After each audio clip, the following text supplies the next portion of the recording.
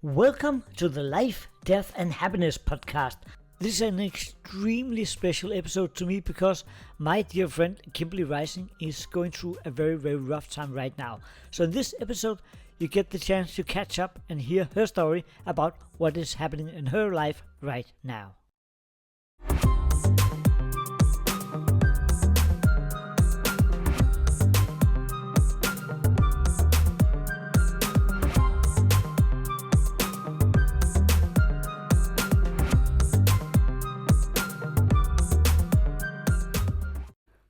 Welcome to a new episode of Life, Death and Happiness.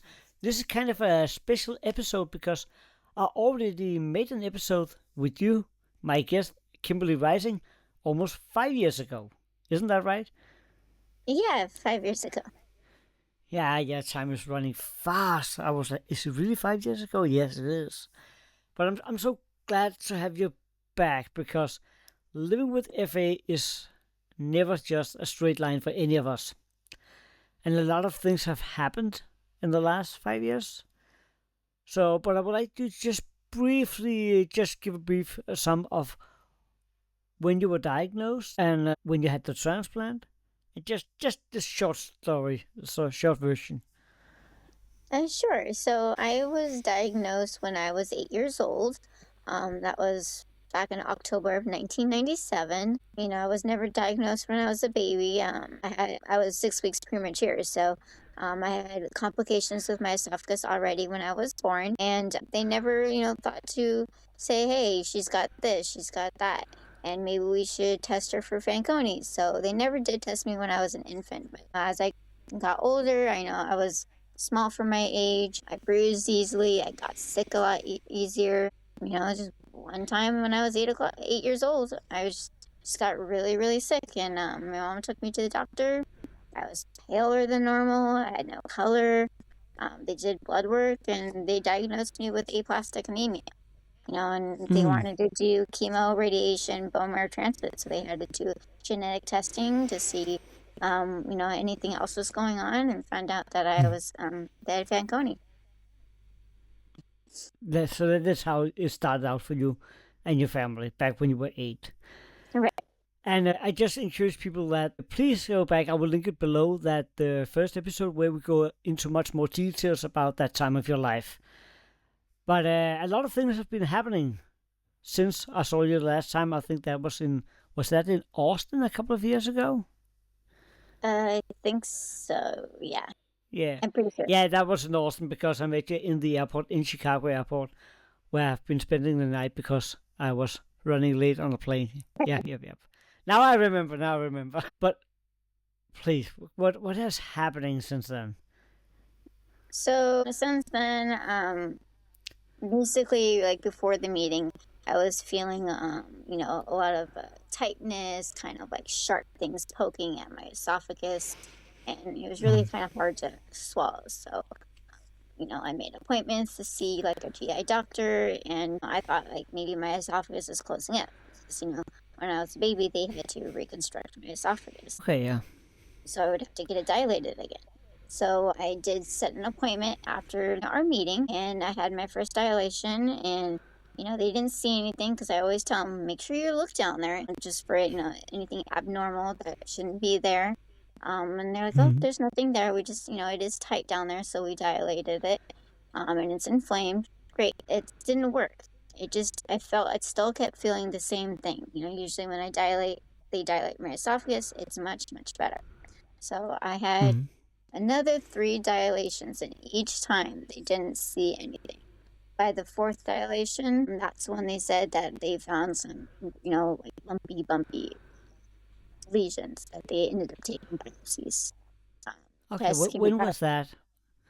Can you remember that? Yeah, so my first dilation was in November. The second one was in December, and then I think the third one was in January, and then the 4th one was in March. And March is when they diagnosed me with the squamous cell carcinoma in situ. Okay, yeah. So you have already asked them to look for something on several occasions. So How was your reaction to that? Well, I was kind of annoyed. I mean, glad that they found something because I knew there was Mm, something wrong, but kind of annoyed that they weren't able to see it since it was so far up um, any of the other times. And I've already been complaining so I felt like mm, that was a missed opportunity because now what are we dealing with? So mm. Yeah, but because that is important to us. They have to catch everything as early as possible. That is literally sometimes life and death for us. That they figure out as early as possible what is happening, because a lot of us have problem with chemotherapy, and the whole, you know, they need to catch it as early as possible to really be able to help us out. So what was happening in your life around that time? I'm just having a normal life. I get up every day and make an hour commute back and forth to go to work, and I work at a vet hospital. I'm a receptionist. So Mm, that was basically, my day. Work takes pretty much all of my time, so I don't have time to, hang out with friends or do other things. So it's work, it's home. That's about it. But mm, with all these, things coming up, I had to take a lot of time off work, see doctors that I don't really see, that mm. sort of thing. So that you were told that you had to go through this, and they found something. And how did it go from there? So from there, they wanted me to go get like PET scans and CT scans, and then undergo another procedure where they would go in, like if they were doing an endoscopy, and do biopsy mapping. So they wanted to map the distances of how great it was, how deep it was, and so Mm, that way they can kind of come up with a plan. Um, Between probably my last dilation, and I think I had another dilation after that, and then before the biopsy mapping, the cancer, or at least the what they said, it started from a small area to being 360 degrees around in an area tubing from top to bottom the entire esophagus in a short amount of time. So I had a lot of mm, mixed results and a lot of, just unclear. mm. So that is the thing about us having to advocate for ourselves, because when you're in a situation like this, you have to have that feeling that you can trust the doctors. And have you had any troubles with that since they didn't listen to you in the beginning? I mean, I don't know if I've had trouble. I feel like the amount of time that they've taken, I know they were doing the work that they needed to do, but I just felt like Mm, it wasn't treated as like right now. It was like, you know, I just had my first like surgery procedure, and it was a year, a year from when this mm. whole started. So that's a long time for the cancer to be growing, Oh yeah. messing around, figuring out what to do with me. You know, Mm-hmm. um, I had a discussion with the tumor board. I got the Fanconi tumor board involved, and everybody just basically said that they didn't want to do it because even though it's not aggressive, it's only early stage, not even really stage one, except for one area looks like it might be stage one. Mm-hmm. It's just the extent of it, from top to bottom, that surgery would be um, not ideal. It's just too many complications, too many risks, Mm-hmm. possible having to remove the voice box. And that's not something that I wanted to go through. Nah, of course not. They had another option um, to do like a mucosal resection. And my doctors were kind of like iffy on it, like, can we do it? Should I send you to another facility?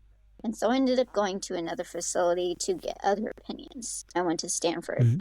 and I saw a thoracic surgeon, I saw a GI doctor, and the thoracic surgeon kind of said the same thing, that, that he didn't want to have to do the surgery, the big surgery, and take out my esophagus and reconstruct it. There's just too many risks. Mm. And so we went with the GI doctor. The GI doctor said that he was confident. He thought that he could do the mucosal resection, or at least attempt it, and scrape out the cancer, which is basically Okay. what mucosal resection is. You're basically going in like an endoscopy and then trying to scrape out the cancer without having to, surgically remove anything. That didn't go very well. As soon as they did that, they perforated my esophagus and they had to place a stent, and the surgery was basically over. Oh, part my life, shit. So how do you react in a situation like that? Sorry for asking, because I remember waking up and them telling me that there was some complication, and I just like started breaking down, crying. Like I was like, this cannot be happening, kind of thing. Just what am I gonna do? So what are your options now? My after that happened? The only two options is do nothing and maybe have 3 years, of quality of life, and even those 3 years are going to be rocky as the cancer grows and eats away at my esophagus and and spreads to other organs, or go ahead and try for that big surgery and have them remove my esophagus. So I wasn't really wanting to just give up and and just have the 3 years and make it worse. I'm on a feeding tube, so I can't really eat anything by mouth anymore. So I kind of like have to try. So I'm gonna do the surgery. Definitely, it's better to have some kind of chance to make things better. Of course, you have to grab that chance. I think I would definitely do the same. It just doesn't feel right to just sit back and wait. Am I right? All right. No, I just can't anymore. I have to try and move forward, and what it brings is going to be good. So sorry for asking, but what are the risks of the surgery you're going into? It cannot make things worse, right? I guess not. I mean, they could remove my voice box, and I, obviously wouldn't be able to talk, so I'd have to figure out other communications. Risk could be, infection, death, failure for the esophagus not working. They're not sure if they're going to be able to use the stomach. If they can't use it, they have to use the small intestines, which then they have to kind of reroute it and remove some bone in order to bring it all the way up to the esophagus. So there's a lot of complications or risks and things that go into it. And if everything goes as planned, if we look upon the most positive thing that can happen, what? I guess that would be being able to use my esophagus and not having to, cut away my bone and reroute the small intestines and making it harder. I think if they could, use my stomach like they did when I was an infant, maybe they didn't use as much, so maybe there are still some that can be used. That would be great. I really, it's such a tough choice to be standing as to have in front of you like that. I think that's some of those decisions you have to make there is the kind of decisions that most of us with Fanconi Anemia fear. Yeah. Because we know a lot of us will cross that road, or at least something kind of similar. But the whole build-up you've had where they didn't remove enough and they took the small procedure and that wasn't enough.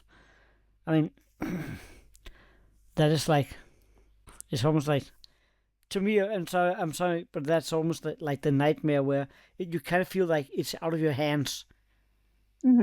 What is happening? Right, it's out of my hands right now. And I think about, like my life last year, it was great. It was fine. I was living my life, I was living it without fear of FA because I don't ever think about it. I don't go to the doctors unless I absolutely have to for any reason. I don't have like these FA doctors that are lined up to go see. I just don't. Once you're out of the when you're in pediatric, they have all those Fanconi doctors, and as soon as you age out, they kick you out, and that's it. Goodbye. They don't even set you up with a bunch of doctors. So you have to do that all on your own, and then you go through doctor after doctor, and then you just kind of give up after a while because no one's helping you. So I mean, so I just say forget it. I don't have FA. I'm fine. I go to work. I see friends. I travel. I don't deal with it. I just pretend that I don't have the FA life. I have the normal life, whatever normal is. But that's that is a topic that often comes up when we talk to one another. It's one thing that you have to go to appointments, and that can be difficult enough. So actually, be your own be your own doctor and figure out, okay, where do I need to go? How can I get these checkups and everything like that? I mean, but also quality of life. If your life is only hospitals and checkups, where's the fun in that? I know they always tell us that we have to be smart and do all the right things, and we try to do our best. But at the end of the day, we also need friends. We also need to go out and have fun, and live life, as you mentioned here. So I think it's very positive that last year was a very positive year. I mean, it's so difficult. I don't know if it would have changed anything, but at least you have enjoyed it, and you have a lot of good stuff from there that you can think about. And if you have been walking around and going in and out of the hospital all the time, you wouldn't have had those great experiences. True. So I don't know if it's possible for you in your situation, if you could give an advice to some of our peers who has FA, with knowing what you know now. Well, knowing that I know, I think once before I was told I have acid reflux. Great. Well, what does that mean to me? Well, maybe they should have been more on me, saying that, you should control your acid reflux, take acid, reflux medication and put you on a good one that's on all the time. Because I think my acid reflux is what caused my cancer. I know over the last year, I was having a lot of burping and bubbles and air pushing up through my esophagus, and I wouldn't be able to lay down. I would have to sit up just to kind of clear all that in order. So I think it was just inflaming that area. If there's something going on with your esophagus, if there's you have acid reflux, make sure that you're staying on top of it. There's just so many things. I feel like the cancer of the esophagus is what gets you. I think of Egil, and I was like, I don't want to do that. I don't want that. I just can't. No, it's so difficult because I've not been in that situation, but we both have friends who have been through something like that. Some of those procedures, and that is kind of what makes it very, very difficult to live with Fanconi anemia. That is these decisions and those situations where you stand there and you have to. Yeah. I hear that what's happening. I was having a brain fart because I was spatting a bunch of stuff, and I was like, oh, I just said the wrong name. I meant Joel. Joel was the one that I was like, not Egil. Yeah. Why did I say Egil? I meant Joel. I was like, I just can't go through what his parents went through, and I just can't, do that whole thing. I don't want to do that. So No. I'm guessing you're talking about Joel Walker, right? Yeah. Yeah. Okay. I'm just want to make sure here. Yeah, that was one terrific guy. I think we can both agree on that. Yeah, I only had the pleasure of meeting him once, but man, I got immediately why so many of you liked him. A lot of people like, he's cool, he's such a nice guy. He's a terrific guy. Huh? Sorry about that. So when people listening to this, you have already been through the surgery.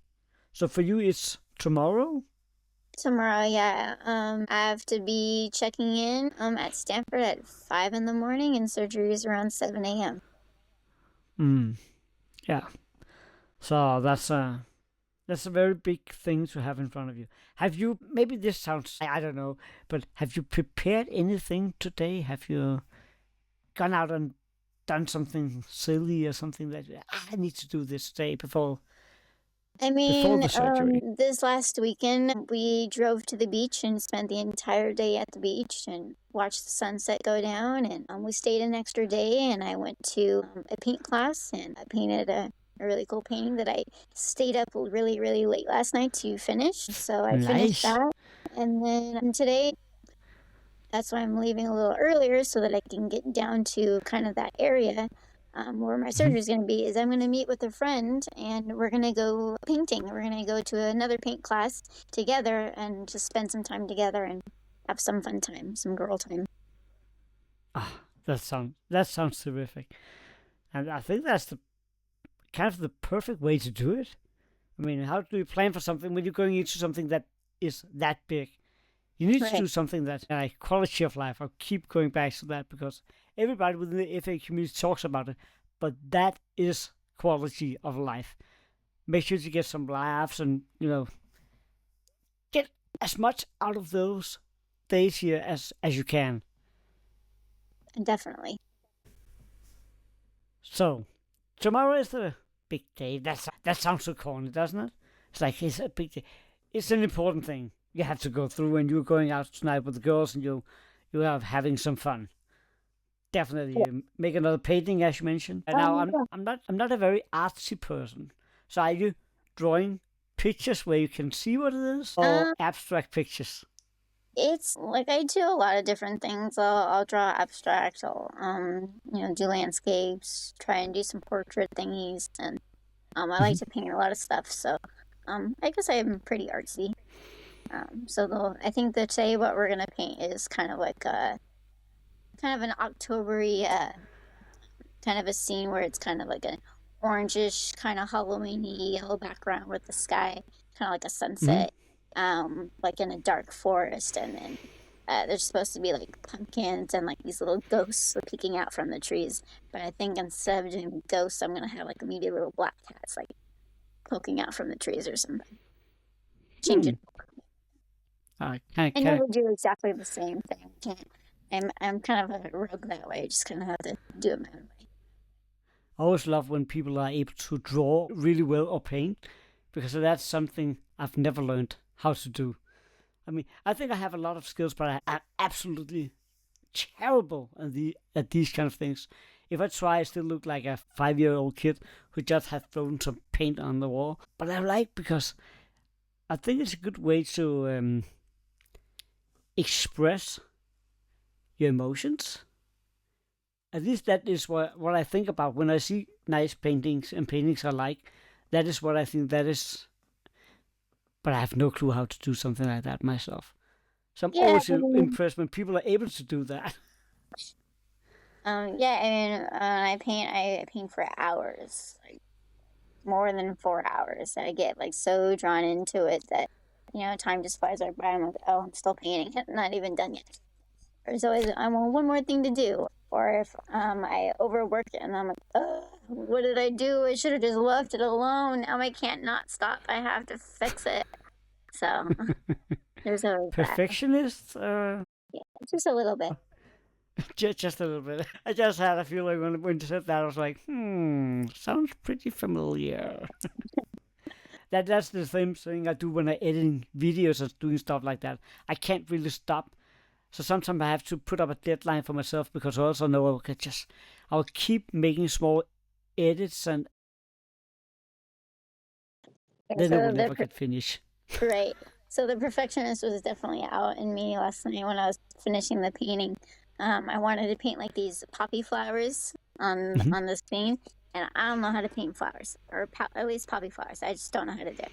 So I had to YouTube a video to see how someone would paint it, and then get my brushes, and then spent like over an hour just painting little different ones, and then like I found that I painted a bunch of them that I really, really liked, but I painted them on a piece of paper, not on the canvas. So, and I was like, well, how do I get those on the canvas? Well, I'm going to go get the scissors. I'm going to individually cut out all the good ones that I painted, and then I'm going to Mod Podge them right onto the canvas and call it done.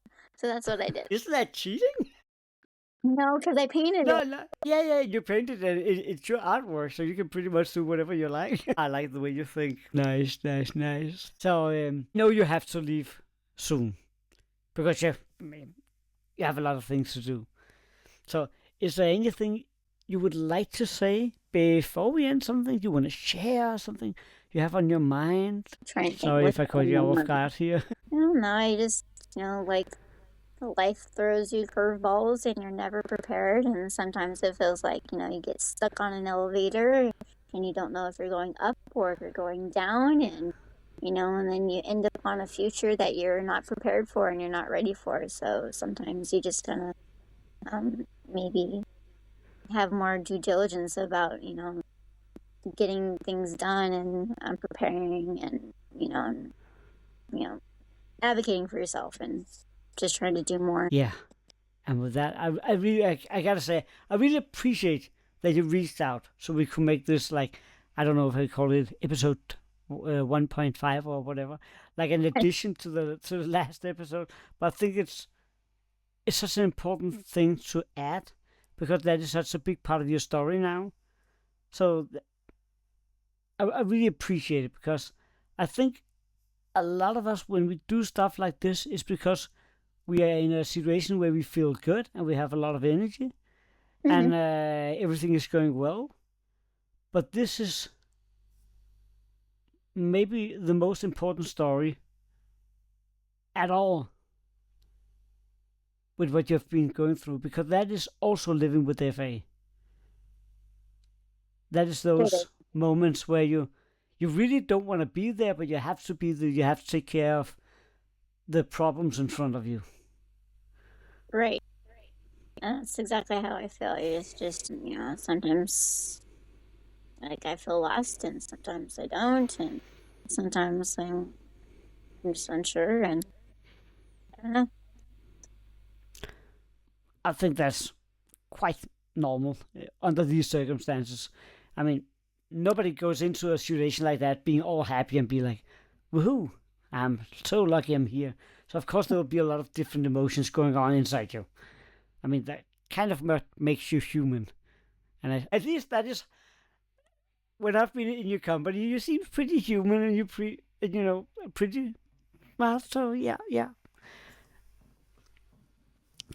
And so I just hope and I pray that everything goes well. And what more can I ask for? Exactly. And I guarantee you that I will do the same. We'll do the same here from home. Pray for you that everything goes well. Thank you. I appreciate it. Thank you so much for taking your time for this. I can't express how much I appreciate it. And it's just, I know you guys can't see her, but while we record, I can actually see you, and we haven't seen each other for like almost 2 years. So it's just like nice seeing you. Right. Yeah, it's definitely been a while. You didn't go to the one in Canada, did you? No. So it was in Charlotte this year, and then there was Austin. So it's like 2 years ago. Yeah. Well, that would be like 3 years, right? Almost 1, 2. I don't know. I guess 2.5-ish, give or take. Yeah, something like that. Good luck tomorrow. Thank you. I'm voting for you. And thank you out there for listening. As I mentioned, I will link to the earlier episode where you can get much more of Kimberly's story. And you really should go back and give that a listen too. Thank you, everybody. Have a great day and take care of yourself, okay? Bye.